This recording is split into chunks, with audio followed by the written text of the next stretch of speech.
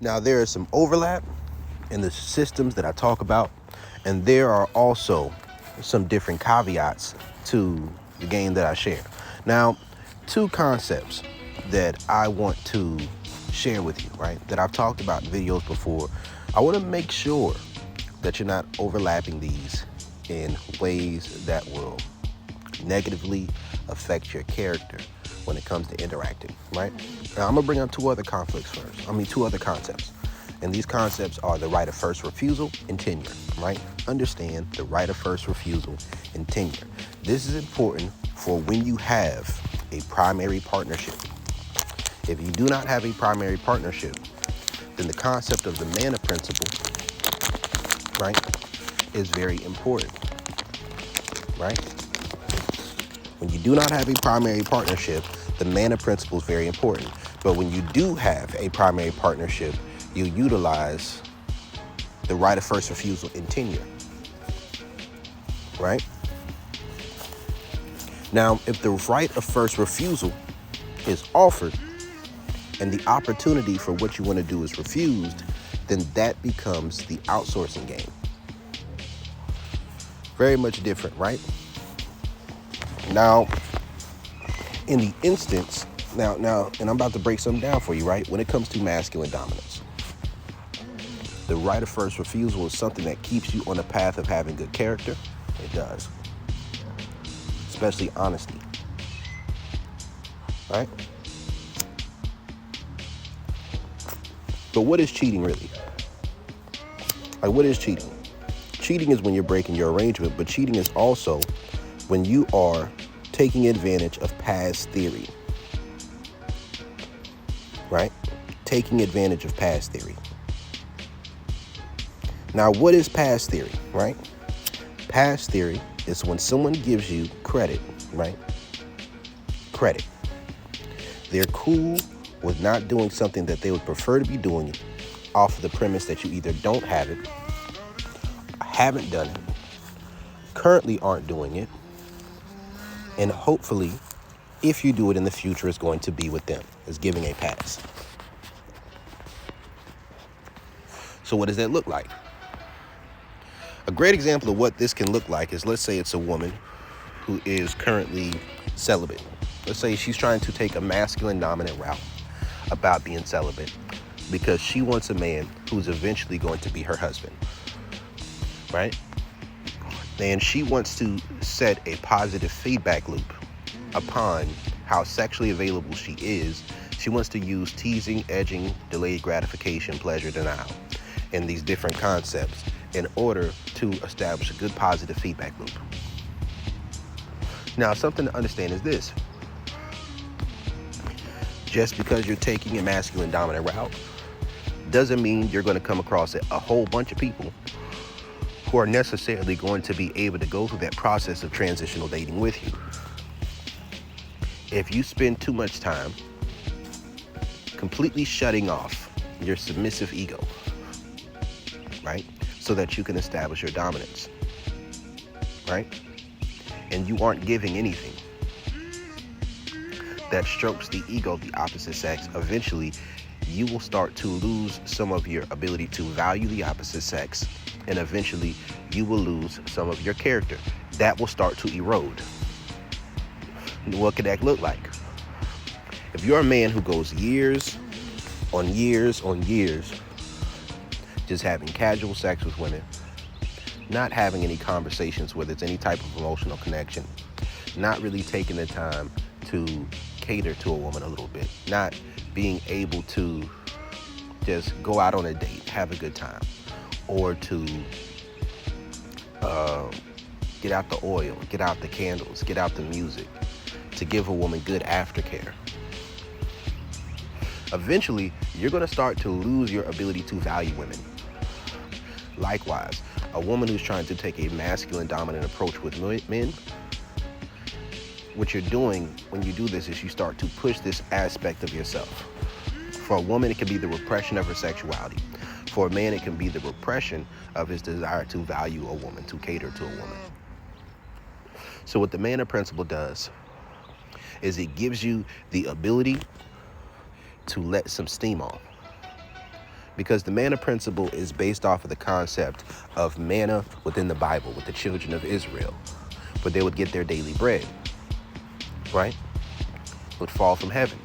When they got more than that day's worth of bread and they tried to hoard it, it began to spoil. That's something that can happen. When you're receiving too much validation, your cup is getting too full, and you're not pouring that back out to anyone, then you put yourself in a position where it starts to spoil. You ever seen one of those women who calls herself celibate, but she's an attention whore? And she's always on social media, sharing her body, but then shaming men for wanting to have sex with her, right? Or a man who has an issue with the fact that women want to date him, but he's fucking all these women. Typically, it starts to make you not the best person to be around. So what the manna principle does is it gives you the opportunity to not take more than your daily bread, to not hoard the energy, because energy works in a cyclical manner, right? It can't be destroyed nor created. Energy is something that is in a cycle. It's ebbs and flows. It's like a game of tennis, right? It goes back and forth. Important concept to understand. Now, if you're somebody who believes or desires a monogamous relationship in the long run, or at least a primary partnership, then that cycle of energy is a cycle of energy that goes between you and your partner. Remember the concept of the instinctual variance within the Enneagram, right? So let's say that you have social, sexual, self-preservation, right? Those are the three places where you have the ability to gain energy into your cup, right? Now, security works in different manners. The more you're able to gain energy through self-preservation, the more secure and self-sufficient you are. And this can work in different manners. For a man, typically it's going to be in your ability to self-love, right? And your ability to process your emotions, and your ability to use sexual transmutation, right? The more you can do this, the more secure within yourself you are. But you want to have a combination, like if you have a primary partnership, then you want at least two areas, really two areas to be where you're keeping that volley of energy going.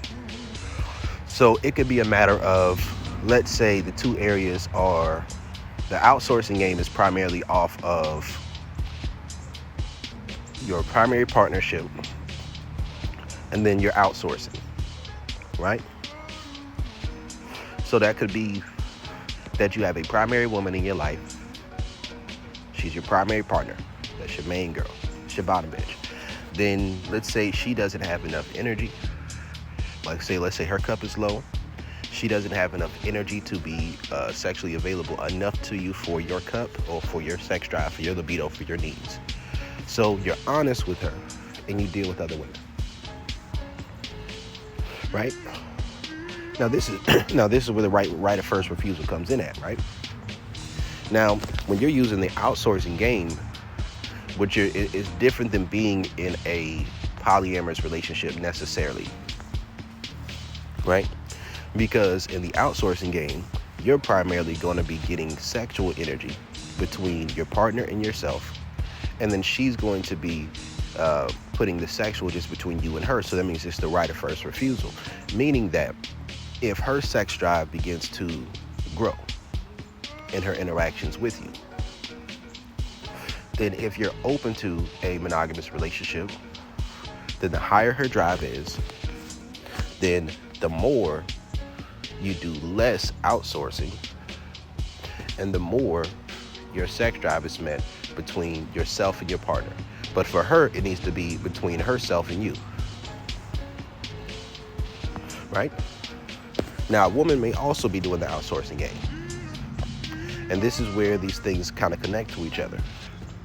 Because in order to do the outsourcing game, it's not really based off of the need for variety as much as the need for a certain level of quantity or quality, right? Now, that quality can grow. Whatever it is you like, you need to be able to teach. Now, so how does this work? She may also be using the outsourcing game. But let's say while she's using the outsourcing game, it's more so for attention. It's more so for validation. So she may get some energy from you, right? And also learn better security, self-love, self-preservation within herself. But let's say she does little things on social media, or she does certain things as far as just wearing something nice when she's out and about to get the attention. Now, the energy that she's gaining from that is something that she's using to have more energy to pour back into you, because understand that the cycle of validation, the cycle of energy, right, works through a process of you want your primary partnership to be in a position where everybody's needs are met. But when we're talking about the sexual polarity quadrant, there's a certain way that this works, right? So how does this work within the sexual polarity quadrant? When you're masculine dominant, you make yourself intrinsically desire for the outcome that you desire for your own ego, right? Because understand that the logos, right, is principle-based, but it's also ego-based, because there is the masculine energy. There's a way that you view things. There's a way you want things to be. So there is ego involved in that, but it's for a reason, right? Now, that woman can outsource so that she has more energy to bring back to you. Great example of that could be if you go out to a bar with your woman. You're sitting at the bar drinking your whiskey sour. You're chilling.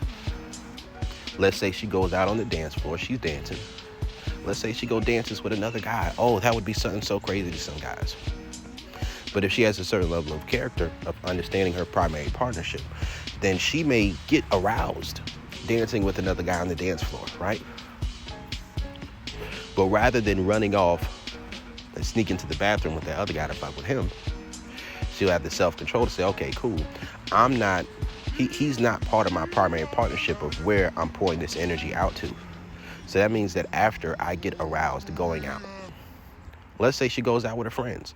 She's getting attention from guys she is. If she's attractive, she takes that validation, and that validation that she gets, it gives her more energy to be sexually available.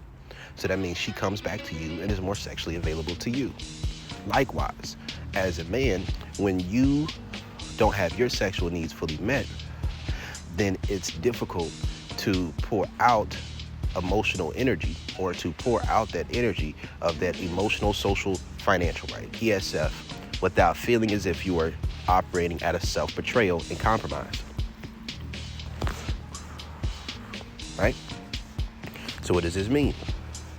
That means that you are taking the energy that you're getting dealing with other women so that you can be more emotionally, socially, financially consistent with your primary partner, and also so that you have the ability to not become passive aggressive, to not feel self-betrayal, to not be frustrated with your partner if they're unable to meet up to your entire sex drive,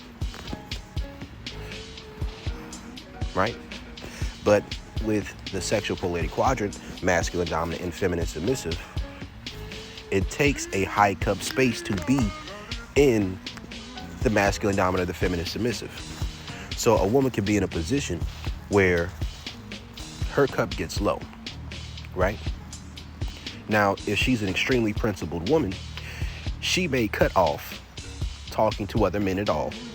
She may cut off fucking with other guys at all.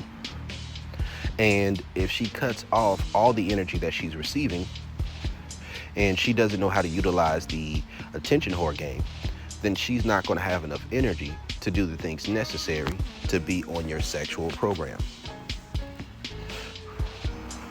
right? So she may want you to do more things to make her comfortable while becoming less sexually available due to the lack of energy that's within her cup. Now, she has to know how to properly run the attention whore game in order to do this. Because anytime you're reaching out for validation, see, you have to understand there's a difference between a beta male orbiter and an alpha male orbiter. So if she has beta male orbiters, they give her attention, they give her energy. That energy that she receives from them is going to cause her to feel more open to reciprocating sexually, right? Now, if there is this one-to-one transaction of whenever somebody gives her energy, she fucks with them, or she gets her hand caught in a cookie jar, right? by using the attention whore game, then whoever it is that's giving her attention can pander to her can pander to her ego, and then she's gonna fuck with them. So I remember Alan Roger Curry would talk about the manipulative time waster, right? How she would get energy from guys, she would want attention, right? She would give the impression that sex is something that would take place, whether directly or indirectly, but she never had any intentions of fucking that guy. Now, I know how to fuck manipulative time wasters. I've done it on plenty of occasions. But something to understand is that comes through catching the hand in the cookie jar. Part of the purpose of the attention whore game and the manipulative time waster, something that people don't talk about, is oftentimes is for a woman to have enough energy to be more feminine submissive with her primary partner, right? Because her primary partner is someone she's pouring her submissive energy out towards. If she's running the attention whore game and she doesn't have a primary partner that she's fucking with at the time, then she's going to succumb and fall victim to whoever she is sexually attracted to, who she's getting validation from, if they know how to take it away, if they don't notice her reciprocating adequately. Now, depending on how your relationship dynamic is set up, certain things aren't acceptable, right? So there's different levels of the attention whore game. And something to understand about that is it can backfire. Let's say a woman is going and spending time being alone with men she knows wants to fuck her, right? And she's playing off this man's sexual desires, right, in order to do this, right? Then what can happen is she can put herself in a position where a man who feels played may take it, or he may be very comfortable with manipulating her. And what you gonna say? I mean, it is what it is. But if she's not fully available or available enough to her primary partner, and then she's sleeping with other people, then that creates an issue, right? Now, if she's in a position where her partner's needs are fully met on a sexual level, and she's doing the things she needs to do non-sexually as well, and y'all are open and honest in your communication, and she still desires to sleep with other people, then it may be a situation where that's acceptable. But it's important to understand certain principles. There's your primary partnership, so there's right of first refusal, and there's tenure. So for a man, right of first refusal may be on different levels. One can be the sexual level, another is the emotional level, another is the social level, another is the financial level. If you ever heard that song, How Much Can a Heart Take, right? By Yebba and Lucky Day. Yebba was talking about, and how do you find the time to wine and dine your bitches better than me? That's a flaw. That's not good. If you have a primary partner, you don't need to be spending more time, more energy, more money, giving more social validation to someone who is not your primary partner. If you're completely single, right? Then at that moment, you'll just be using the Mana Principle. But the Mana Principle does not apply as much to primary partnerships unless your partner has been fucking up, right? Then there's a conversation that needs to be had. And this is where honesty plays a part. See, this is where the primer principle plays a part when it comes to higher levels of the feminine submissive, right? So let's say as a man, you may be in a position where you have a woman who's on your program, right? She's feminine submissive with you. She accepts and understands that you date and fuck with other women. You're using the primer principle on her, right? Giving her a little bit less time, a little bit less sexual energy, right? You're only giving her the dominant energy. You're not tapping into your submissive sexual ego so much, because you're giving her the opportunity to work her way up to a position where she earns the level of validation that you're giving her. But you need to be honest about how you get down. Because let's say you have some submissives. Let's say you got 3 subs. Are they attractive enough for you to be willing to integrate with? If the answer is no, then you have some things to question within yourself. So if it's a situation where they haven't earned it yet, but you're starting to have this desire to want to emotionally connect, you want to use the mana principle, it's good to be honest about it or to make sure it's completely separated, right? But this only works if there's someone who's willing to go through the primer principle. So let's say you're not eating the pussy of the women who've been fucking with you for a long time. You leave that for special occasions, but you really want to eat some pussy right now. Now, if you jump over that bridge and you just go ahead and do that for them because you want to do it that moment without actually letting that be a positive feedback loop based off of the energy and the submissiveness they're showing you, then that can become an issue. Likewise, a woman can take a masculine dominant role and say, you know what? I have this man in my life. This is the man I'm trying to date right now. I'm using the primer principle on him. I'm going through this process of the sexual polarity quadrant, but her sexual desires are starting to pop up. You know, her sexual desires are popping up. She may go fuck with another guy. Now, if this dude's very feminine submissive to the point of compersion or cuckoldry, then he may not be hurt by the fact she's fucked with another guy. But if she allows both the emotional and the sexual to mix in a particular way with a new guy, then now she is betraying the primary partnership that she has with that man unless he is on a cuckold level, right? So if you have a cuck queen, then it's not wrong to do certain things with other people, right? It's not. But you have to understand what type of person you have with you. And really what I'm talking about is what it means to be fair. What it means to handle your program and your process in a particular way that it keeps a certain level of integrity and character for the way that you treat people. Even if you have somebody who's feminine submissive with you, you rewarding a lack of good behavior with someone else while not rewarding the good behavior that they show you shows a lack of integrity and a lack of character. That's what it shows. What this can eventually lead to is your submissive beginning to lose respect for you, because rather than them feeling as if you are not doing certain things from a place of discipline, it now leads to an interpretation of your actions as a lack of desire, a lack of attraction, a lack of respect for them. Get what I'm saying? So this is where it goes into past theory, right? So a man, you know, when you're a masculine dominant man, or let's say a man's feminine submissive, and he is cool with not having sex with a woman right now because of her program, right? He's giving the woman a pass. So like, all right, cool, I want to have sex with her, but I understand, you know what, I don't want to lose this non-sexual connection that we have. We're building something up in this regard, so I'm not pressed about it right now. Now, if he realized this woman is having sex with other men and she wasn't honest about that up front, then it takes away the concept of the principle behind it, right? It messes it up. Now that man feels as if he's being taken advantage of, right?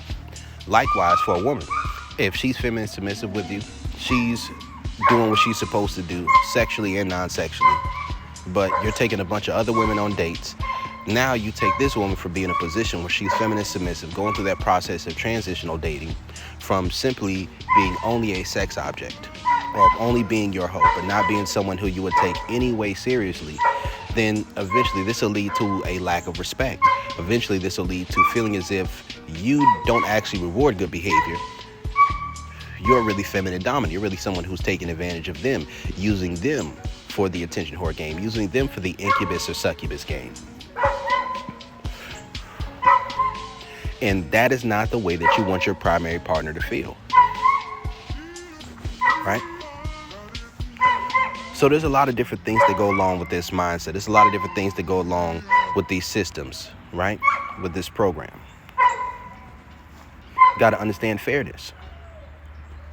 And this is where self-control, tenure, the right of first refusal comes in at. And if you're going to use the mana principle, then that means that your primer principle game has to be on point. It has to be very on point. And you have to have standards set in your mind about what it will take to reward good behavior.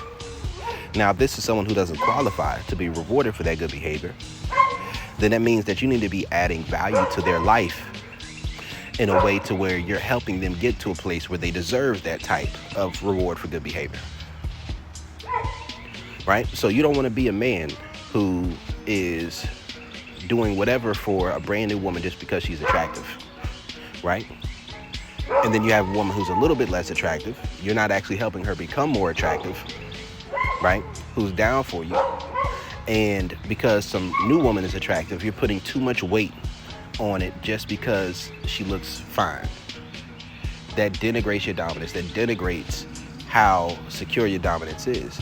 Because where your dominance really shows is in its ability to maintain itself in the presence of someone who is attractive to you. Right? If you're only able to maintain control and to be dominant with an individual because they're not that attractive to you, then that says something about your dominance. It says something about your masculine energy. Because then it becomes less about the principle, and then it just becomes about your attraction. Likewise, for a woman who's taking that masculine dominant role herself, right? It makes her standards and her principles less about her principles, but more about the fact that she's not attracted to the man that who's feminine submissive with her. And this is where we have to understand core polarity, and this is where we also need to understand that when you're talking about the sexual polarity quadrant, it oftentimes works different than simply utilizing different things, right? So like, let's say you could be a masculine dominant man. For one woman, you're using a masculine dominant exercise and self-control. Now, you're ultimately going to give her better dick than you're going to give a woman who you're being upfront with because you're utilizing the primer principle, right?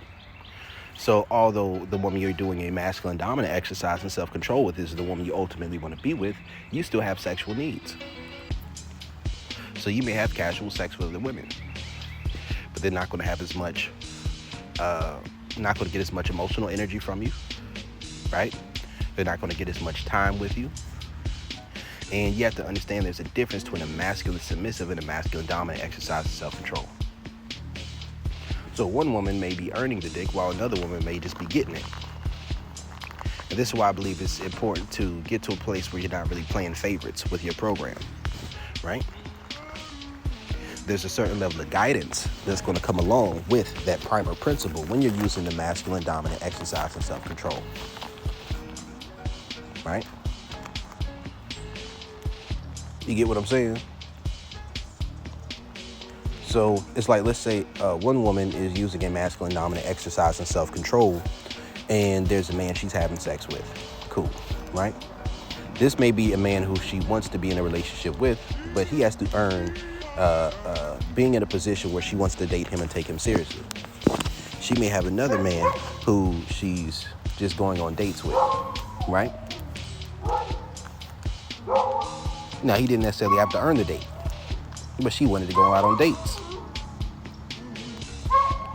But with this particular man, she's not going to have sex with him, right? She's not going to give him any instructions for real. He's going to have to earn a lot of shit. See, it's a lot of different ways this stuff works.